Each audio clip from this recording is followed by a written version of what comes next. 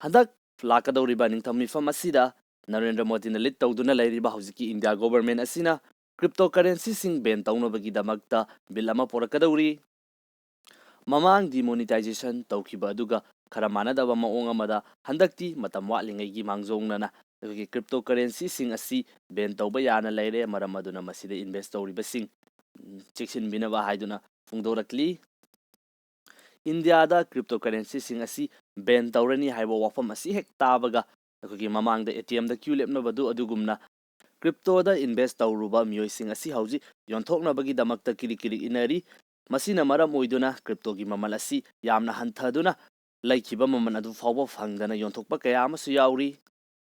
Haukiba nomanini asida cryptocurrency sing asi gi value ase India da aduki matik yamna hantharakle. Government gi side gi fongdorakpagi matungina cryptocurrency ban tawgadoriba asi mapung fana crypto loinamak ban tawgadaba natte ekogi government na on tawba crypto singdi yagani aduga private on tawba sing asidi yaroi haiba wafam asi thamli.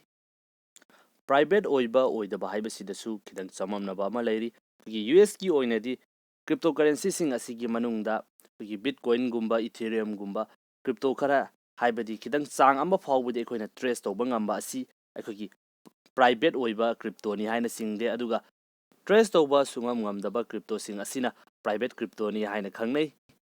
Adubu ekogi India gi oinadi Bitcoin gumba crypto sing asisu private ni haina lawgudoribra haibasi yamna chamamnama abang khakni.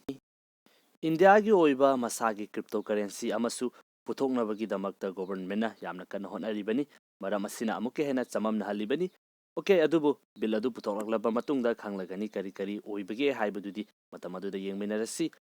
Crypto da invest tawge khanba isininaw sing yawba taragadi hojik tawbiruganu aduga hana tawsinkraba kangugidi adomgi motni miyoi kaya ama yonthoknari aduga miyoi kanglup amasu ekogi crypto maman asi yamna tarakpa asida laisinbasu yamna kana yauri.